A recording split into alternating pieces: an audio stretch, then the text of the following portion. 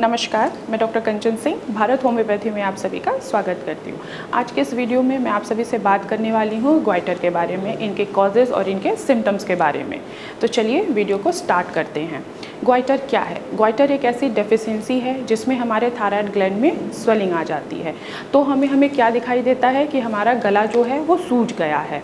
ये किसके वजह से हो रहा है? थायराइड ग्लैंड के डेफिशिएंसी के वजह से हो रहा है।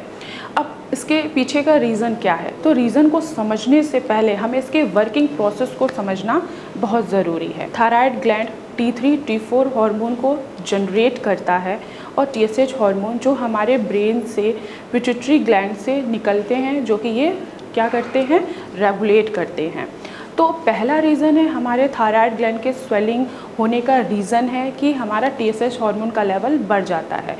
अब जब भी थायराइड ग्लैंड में TSH हार्मोन का लेवल बढ़ेगा तो क्या होगा? ये बहुत ज़्यादा हाइपर एक्टिव हो जाते हैं, जिसके वजह से हमें हमारे गले में सूजश महसूस होती है और क्या दिखाई देता है कि हमें ग्वाइटर हो गया है, यानी कि घेंघा हो गया है। अगर हम दूसरे रीज़न्स की बात करें तो वो है आयोडीन की डेफिशिएंसी। जी हाँ, आयोडीन क्या करता है? ये भी TSH हार्मोन को रेगुलेट करता है। अगर आपके शरीर में आयोडीन की कमी होगी तो भी आपको ग्वाइटर होने के चांसेस बढ़ जाएंगे। नेक्स्ट रीज़न है इन्फेक्शन। अब ये कैसा इन्फेक्शन हो सकता है?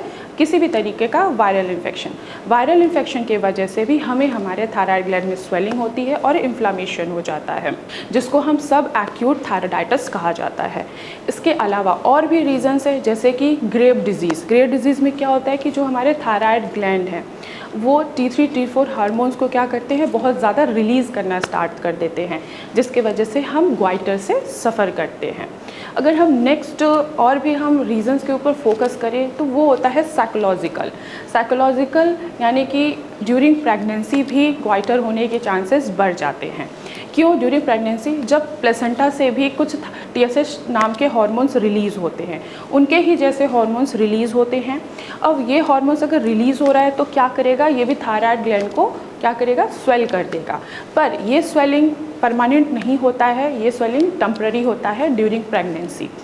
आपने देखा होगा ड्यूरिंग प्रेगनेंसी किसी को उनके गले में सूजश आ जाती है। ये इसी रीज़न की वजह से होता है कि प्लेसेंटा से TSH हार्मोन जैसे ही हार्मोन रिलीज़ होते हैं, जिसके वजह से उनको गले पे स्वेलिंग दिखाई देती है। अब हम बात करते हैं इनके टाइप्स के बारे में। तो ये कितने टाइप्स के हो सकते हैं? पहला है कोलाइडल ग्वाइटर।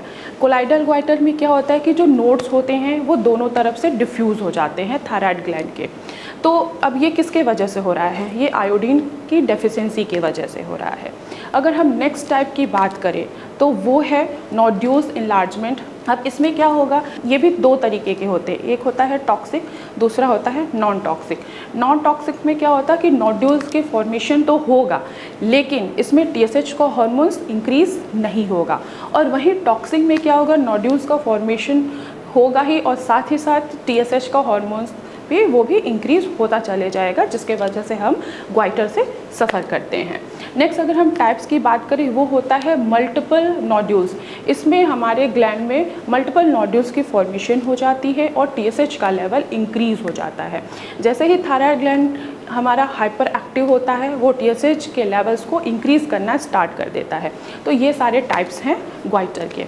अब हम बात करते हैं इनके सिम्टम्स के बारे में। अगर कोई भी पेशेंट ग्वाइटर से सफ़र कर रहा है तो आपको सबसे पहला जो सिम्टम्स दिखाई देगा वो दिखाई देगा गले में सूजिश हो जाना, यानी कि स्वेलिंग आ गई है। अब जाहिर सी बात है, जब गले में स्वेलिंग होगी तो सबसे ज़्यादा जो सिम्टम्स आपको दिखाई देगा वो होगा कफिंग, आपको खांसी आएगी। दूसरा सिम्टम्स आपको दिखाई देगा कि आपकी जो आवाज़ हो गई है वो बहुत भारी हो गई है, जिसको हॉर्सनेस वॉइस बोला जाता है। नेक्स्ट होता है कि आपको बहुत ज़्यादा वीकनेस फील होगा, आपको बोलने में तकलीफ़ होगी। तो ये सारे सिम्टम्स होते हैं ग्वाइटर के। तो मैं आशा करती हूँ कि आप लोगों को समझ में आया होगा कि आखिर ग्वाइटर क्या है, इसके पीछे के होने के क्या रीज़न्स हैं, टाइप्स क्या है और इनके सिम्टम्स क्या हैं। फिर मैं मिलूँगी आपको नेक्स्ट वीडियो में। तब तक के लिए धन्यवाद।